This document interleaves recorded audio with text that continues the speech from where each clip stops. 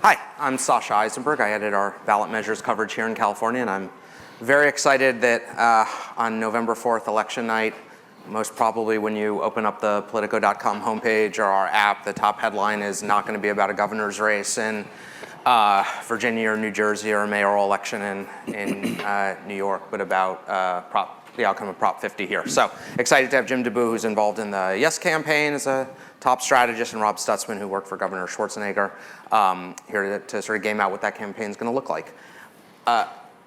Jim, when did you become convinced that Governor Newsom was serious about taking this to the ballot? That's a good question. I think because it started with a few simple words: I deserve 5 seats. And I think all of us thought at the initial phase, at least I did, I was like, this is a joke. There's no way a president would try to do mid-decade redistricting to essentially rig an election. Even for Trump, that's one step too far. And I thought at least I did, at least through July, just kind of thought that was not something that was going to happen. And then when it started to become real, and it started to become apparent that it wasn't just Texas, it was going to be Florida, it'd be Indiana, pressure in other parts of the country to do the same, we started looking at it seriously. And I think it was in concert with the congressional delegation who really had concerns that if this happened and California didn't engage, that it could be one of those situations where they aren't able to even compete for the opportunity in the democratic process to take back the House. Rob, so you work for Schwarzenegger. He's been pretty invisible from California politics since he left office. Why is he planning on getting involved here? Well, this is a signature accomplishment for him. Some might say it's in the Hall of Fame of his accomplishments. So it's personal. It's an issue that he has continued to work on post-gubernatorial life. He has instituted USC. This has been one of the issues that he continues to try to export. He just viscerally is against gerrymandering and very proud of the independent commission that has been established. I do want to clarify, too, if I may. I'm interested in my old boss's interest in this, but I'm not officially engaged on any type of no effort. And just to piggyback off that, I think Governor Schwarzenegger has done an incredible job since he left office. In 2011, when he left, he had a 22% approval rating. And he has created a very, very real pathway of pushing back against those who are interfering in our electoral process. And so much so that he wore his shirt at Venice Beach that said, fuck the gerrymanderers kind of thing. And what's interesting about that, I know I've been practicing all day. But what's interesting with that is because of his commitment to this and to the groups that he did this with, the proceeds of the shirt went to the California League of Women Voters who have just taken a position of neutrality because they agree that Trump is a tyrant on this perspective in this election. But that position of neutrality was used because the Munger side of the campaign, which is one with the McCarthy campaign, used their logo and their quotes without their permission, because the world we live in now, you don't get the opportunity to have a safe space in politics. So I appreciate what you said. Hall of Fame numbers aren't 22%, so we're going to keep Arnold Schwarzenegger in a Hall of Fame frame and make sure he doesn't engage and put himself back into the right wing with McCarthy, Munger, and Trump. Okay, so you're not involved in an official capacity here, Rob, but you know Republican politics in this state. Can you talk through, there are a few different factions that are involved here. There's Charles Munger, who's funding this. Schwarzenegger seems inclined to sort of be involved in that, and whatever's left of the sort of good government groups that are interested in this. There's also, as Jim mentioned, Kevin McCarthy, former state party chair, who are running a committee. How are these groups planning on working together? How do you think they will be able to work together? And we haven't even sort of pointed at what seems inevitable, which is Trump world getting more directly involved in this. Well, we'll see. I mean, if Trump gets real involved in this, I think it's great for Jim's campaign. I mean, this has been a banner week of Trump overreach. It just gets more and more dramatic. And so I think more people that are not as partisan as hardcore Democrats are going to be open-minded to the case that Jim's campaign and the governor are going to make. But there is not, the frame of this is either for Trump or against Trump, I don't think is quite right. It's broader. There's still the question of gerrymandering, and there's the question of reforms in this country we've made great progress with, including the commission here in California. And that's what Governor Schwarzenegger cares about. So when he said, F the politicians, he kind of means them all. And he's been very critical of the mid-district gerrymander that's taken place in Texas. How the two efforts will work together, I think they see a Republican turnout effort that needs to happen, which I would assume is what the McCarthy-Patterson effort will primarily focus on. I also, though, think there's a third bucket of voters who truly need to be educated, need to be persuaded, aren't so easy to agree that the two wrongs make the right in this moment type of thing, because that's not the way people usually arrive at decisions, especially on ballot measures. I would think Munger's going to largely focus on that and will not go out of his way, but will be disciplined and never directly.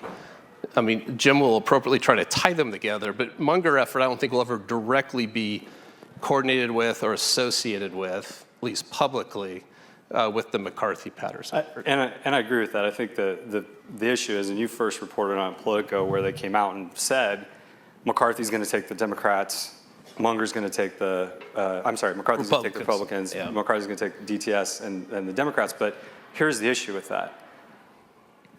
Munger has given hundreds of thousands of dollars to McCarthy. The law firms and the political consultants who work on all of these campaigns on the other side, they're all the same. So the idea that they're not coordinating is as absurd as me saying I haven't talked to Gavin Newsom about Prop 50 or the DCCC. So the idea that they're not coordinating, first off, is not true. Secondly, if I was on their team, I'd be like, of course we're going to coordinate so we don't step on each other.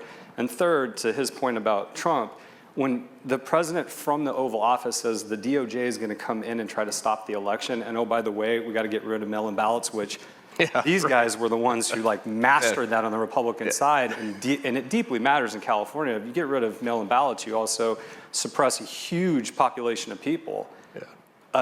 It's almost absurd that they're not connected. And so you're right, the campaigns will try to connect them, but it's not very difficult because it's already been done, and all you got to do is look at the reports to see the people that are working on all the committees are the same people. Jim, the polling, I think both your internal polling and what we've seen, does not start at the type of foreboding advantage that you would want if you were launching this on your own terms. Is that on our own terms? Well, you're saying you're doing this in response. So what are you seeing in the polling that makes you optimistic about your chances? So it's kind of what we talked about a little bit. So in typical ballot measures, you don't want it to be partisan. I mean, when we work on ballot measures together, we're not looking at making things about what jersey color you're wearing. We're looking at how do we split the electorate and have messages that'll bring them both along, either for a no or yes vote. And a no vote's always easier than a yes vote. That's just ballot measure 101. You find one thing and you drive for a no vote through the yes vote. You find one little thing and you exploit it. But on this one, the difference is it has become partisanized. And it's not, and we already have an over 80% awareness on this, and it's not about redistricting. It's about democracy. It's about someone trying to rig an election, and it's about a response. And what we're seeing in all the research, and you can feel it in focus groups, and you can also feel it in the intensity of the yes vote, is Democrats decline to states, and a certain section of non-Trump Republicans are so angry about what's happened specifically in California that people can't even go outside. I mean, even at our launch, I was there walking in when Border Patrol showed up at the Japanese American Democracy Center. This is where we interned people. We took them to camps, and they showed up to say, we're here to deal with politicians because they can't take care of LA, and then they arrested somebody selling strawberries. That anger and frustration, you can feel it in the polling. You can see it in the intensity level. So this isn't about redistricting. It's about, are we going to have checks and balances to this government, or are we going to allow this to continue? And that frame and that awareness is already so high that it's helpful from a perspective of making this a partisan race. So if the yes side is going to try to polarize this on partisan lines by making it in large part about Trump and Trumpism, Rob, what do you see the no side doing? So my guess is if I were coordinating those two committees. The McCarthy-Patterson effort will make it partisan, not in defending Trump. If you really want to come out and defend Trump, that's going to be a natural instinct because they're going to make sure that's what it's about. They're going to make it partisan by attacking Newsom, okay? And they're going to talk about this is all Newsom for president and remember what he did. And, you know, there's some headroom possibly to have there. There is evidence that when he gets more focused or defined by national politics and not doing the day job that, you know, voters in California aren't so keen on that. So I think that's what they'll do to motivate their base. And then, you know, that for that middle persuadable voter, I would say it goes back to screw all the politicians. This thing is ripe for weaving in every type of notion of cynicism you could have about politicians. The footage from the committee hearings where Democrats were clearly evasive. I understand why they were, but it doesn't matter in a campaign context. You know, there's headlines. You can run mail and commercials that McGuire cut himself his own district so he can leave the Senate and go to Congress. And it's just one thing after another that breeds into the cynicism. I'm not saying that overcomes this unprecedented issue that's going on with Trump and where he's taking voter opinion into unknown places, but that is going to be the counter. And I think that the one thing, though, that it will not be lost on voters is this is the first time in the history probably of the country that they get to vote on their own lines. Like, there's no secrets. The lines are out there. You want to know where you live? It's right there. You want to be mad because somebody may be running for Congress? You have that opportunity. That's the opportunity that people in Texas don't have, in Florida don't have, in Missouri don't have, and Ohio don't have. Californians get to ultimately decide. So you can make all the disparaging comments, but this is actually more transparent than the redistricting commission itself. But the politicians still drew the lines, and in a state that votes 40%, 39 to 42% for Republicans, they're going to end up with 9% representation in Congress. So they get to vote on the maps, but the key is the politicians drew the maps. I think that still has to be overcome. And when you look at all these other states who are about ready to get rid of the Voting Rights Act, people also understand this isn't just about California. And again, reemphasize, they actually get to vote on the maps themselves, and they're not being told by any commission or any politician, this is what you get and you're stuck with it. They can vote no. And that's the beauty of Prop 50. Rob, Trump and Schwarzenegger probably are the two most famous Republicans in the country. Is it a problem for the no campaign if voters are hearing from one of them that what Texas did was wrong as a matter of principle, and from another one that what Texas did was good because Trump deserves those seats? I think it's a great question because I think you get there is room here for muddled messaging. If you watch what the California legislative Republicans have been saying, they pretty much say, well, we think what Texas is doing is wrong. And so, it's actually, funny to watch these Republican members of Congress all of a sudden realize Donald Trump doesn't give a rat's ass about their careers. Kevin Kiley starts to throw them overboard. And all of a sudden, the president has been fully informed and we should have commissions everywhere and this isn't fair. Yeah, I think there's some key to having all that jumbled. I still think your Trumpers out there in California, which is, substantial, and they're going to need the vote if the no wins, they're still going to be motivated because Newsom's attacking them. That just animates them. Jim, what have you learned from your polling about which voters are persuadable here? It's not really a persuasion campaign. It's a turnout campaign. If Democrats know what's happening, if they understand what the consequences of not having the ability, I will tell you, it is so jarring to me that we're sitting here having a conversation about redistricting in the frame of actual politics that people understand. It is not the normal thing that people understand, but just because it's an obscure procedural thing? Completely, man. Like, people don't really engage in this process at a real level. But for Democrats, the more they hear and the more they understand that this is their way to fight back and to actually affect change. I mean, that's the biggest problem in our party right now is we don't have anything to fight for. We're constantly fighting against. We're constantly on our back foot. That's not what this is. It gives people an opportunity to be for something that could effectively stop the thing that they hate the most. That's a differentiator. And it's a turnout election for us, not a persuasion campaign.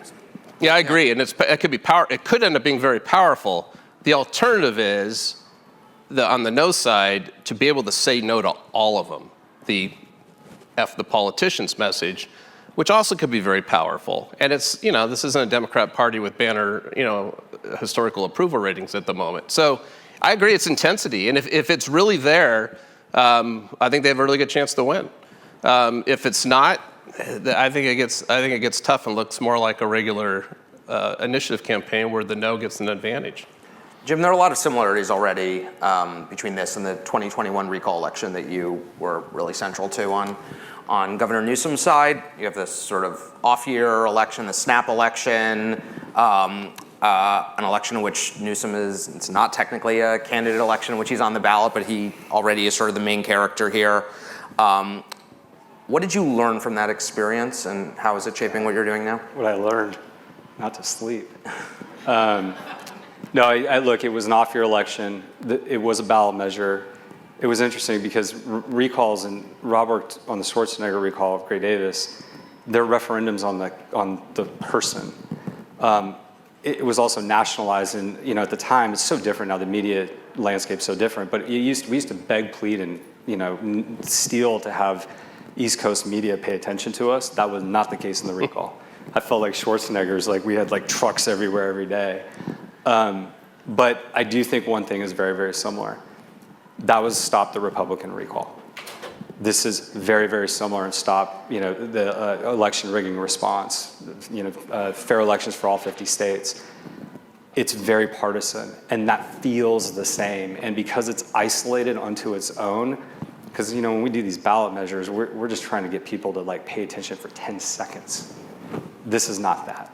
So, and the volume of it, and trusting your instincts on some of these things. I think we had a lot of like during the recall, we were constantly questioning, is this the right approach? Is it?